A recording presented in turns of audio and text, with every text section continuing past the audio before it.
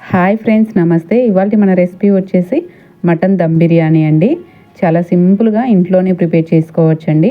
మీకు restaurant style dum biryani ఇంట్లోనే చాలా ఈజీగా ప్రిపేర్ చేసుకోవచ్చు. మరి ఈ మటన్ దమ్ బిర్యానీ తక్కువ టైంలో టేస్టీగా ఎలా ప్రిపేర్ చేసుకోవాలో చూసేసేయండి. ముందుగా ఒక బౌల్ తీసుకొని 1 కప్పు పెరుగుని యాడ్ చేసుకొని బాగా విస్క్ చేసుకోవాలి. చూడండి, ఈ విధంగా ప్రిపేర్ చేసుకున్న తర్వాత 1.5 టీ స్పూన్ కారం, 1 teaspoon salt, 1/2 teaspoon పసుపు, 1 టీ స్పూన్ వేయించి పొడి చేసుకున్న జీలకర్ర పొడి, 1 teaspoon garam masala, 1 teaspoon ధనియాల పొడి, 2 టేబుల్ స్పూన్ల మటన్ మసాలాని యాడ్ చేసుకొని 1 టీ స్పూన్ అల్లం వెల్లుల్లి పేస్ట్ని యాడ్ చేసుకొని మొత్తం బాగా కలుపుకోవాలి. చూడండి, ఈ విధంగా కలుపుకున్న తర్వాత మటన్ పీసెస్ని యాడ్ చేసుకోవాలి. మటన్ పీసెస్ అనేవి మరి పెద్ద ముక్కలుగా ఉండొద్దండి. వీడియోలో చూపించిన విధంగా చిన్న చిన్న ముక్కలుగా కట్ చేసుకొని తీసుకోవాలి. ఇప్పుడు సన్నగా కట్ చేసుకున్న కొత్తిమీర, పుదీనాని యాడ్ చేసుకొని పొడవుగా సన్నగా కట్ చేసుకున్న 2 నుంచి 3 పచ్చిమిర్చిని యాడ్ చేసుకొని మొత్తం బాగా కలుపుకోవాలి. ఈ విధంగా కలుపుకున్న తర్వాత హాఫ్ లెమన్ని పిండుకొని మొత్తం బాగా కలుపుకొని మూత పెట్టుకొని ఒక అర్ధగంట పాటు పక్కనుంచుకోవాలి.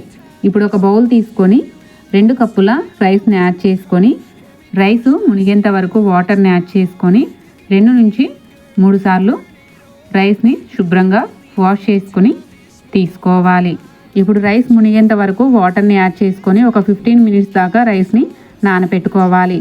ఇప్పుడు స్టవ్ పై కుక్కర్ని పెట్టి 3 టేబుల్ స్పూన్ల ఆయిల్ని యాడ్ చేసుకొని ఆయిల్ బాగా హీట్ అయిన తర్వాత పొడవుగా కట్ చేసుకున్న 4 నుంచి 5 ఆనియన్ని యాడ్ చేసుకోవాలండి.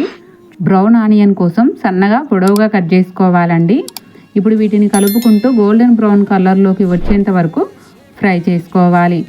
చూడండి, ఆనియన్ ఈ విధంగా ఫ్రై అయిన తర్వాత ఈ ఆనియన్ని వేరొక ప్లేట్లోకి తీసుకొని పక్కనుంచుకోవాలి. ఇప్పుడు అదే ఆయిల్లోకి ఒక బిర్యానీ ఆకు, ఒక అనాస పువ్వు, చిన్న దాల్చిన చెక్క, 2 యాలకులు, 3 లవంగాలను యాడ్ చేసుకొని 1 టీ స్పూన్ జీలకర్రని యాడ్ చేసుకొని ఫ్రై చేసుకోవాలి. ఇవి కాస్త ఫ్రై అయిన తర్వాత మనం కలిపి పెట్టుకున్న మటన్ని యాడ్ చేసుకొని ఒకసారి మొత్తం బాగా కలుపుకొని ఒక 2 నిమిషాల పాటు కుక్ చేసుకోవాలి. మధ్య మధ్యలో కలుపుకుంటూ కుక్ చేసుకోవాలండి. చూడండి, ఈ విధంగా మటన్ కాస్త కుక్ అయిన తర్వాత మనం ముందుగా ఫ్రై చేసి పెట్టుకున్న బ్రౌన్ ఆనియన్ని యాడ్ చేసుకొని మొత్తం ఒకసారి బాగా కలుపుకొని 2 కప్పుల వాటర్ని యాడ్ చేసుకొని మరొకసారి మొత్తం బాగా కలుపుకొని మూత పెట్టుకొని 5 నుంచి 6 విజిల్స్ వచ్చేంత వరకు ఉడికించుకోవాలి. ఇన్నే విజిల్స్ అని ఏమీ లేదండి, మీరు తీసుకునే మటన్ని బట్టి విజిల్స్ని చూసుకొని కుక్ చేసుకోండి. ఇప్పుడు ఈ మటన్ ఉడికేలోపు మనం రైస్ని కుక్ చేసుకుందామండి. ఇప్పుడు మరో స్టవ్ పై 4 కప్పుల వాటర్ని యాడ్ చేసుకోవాలండి. మనం 2 కప్పుల రైస్ని తీసుకున్నప్పుడు 4 కప్పుల వాటర్ని యాడ్ చేసుకొని ఒక బిర్యానీ ఆకు, ఒక అనాస పువ్వు, చిన్న దాల్చిన చెక్క, 2 యాలకులు, 3 లవంగాలను యాడ్ చేసుకొని సన్నగా కట్ చేసుకున్న కొత్తిమీర, పుదీనాను కూడా యాడ్ చేసుకొని 1 teaspoon salt, 1 teaspoon నెయ్యిని కూడా యాడ్ చేసుకొని వాటర్ని మరిగించుకోవాలి. చూడండి, వాటర్ ఈ విధంగా మరగడం స్టార్ట్ అయిన తర్వాత మనం నానబెట్టుకున్న రైస్ని యాడ్ చేసుకొని ఒకసారి మొత్తం బాగా కలుపుకొని మూత పెట్టుకొని 70% ఉడికించుకోవాలి. ఈలోపు మటన్ని చూద్దామండి. చూడండి, మటన్ చక్కగా ఉడికిపోయింది కదా. ఇప్పుడు ఈ మటన్ని తీసుకొని పక్కన ఉంచుకోవాలి.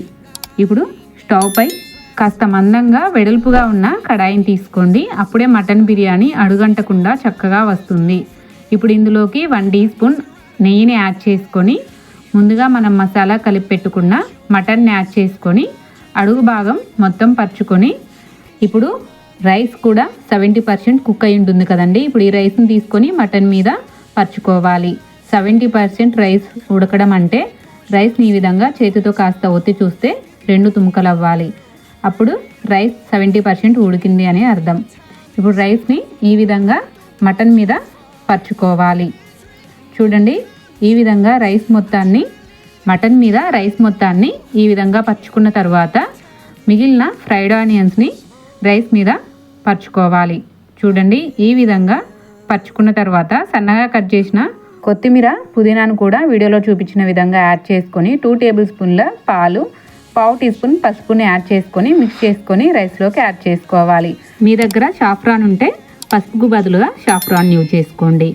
1 టీ స్పూన్ నిమ్మరసాన్ని యాడ్ చేసుకొని మూత పెట్టుకొని మూత మీద కాస్త బరువుగా ఉండేది ఏదైనా పెట్టుకొని 30 మినిట్స్ పాటు కుక్ చేసుకోవాలి. స్టవ్ని మీడియం టు లో ఫ్లేమ్లోకి అడ్జస్ట్ చేసుకుంటూ కుక్ చేసుకోవాలి. మూత పైన బరువుని ఖచ్చితంగా పెట్టండి ఫ్రెండ్స్, అప్పుడే దమ్ము చక్కగా పడుతుంది, టేస్ట్ కూడా మరింత పెరుగుతుంది.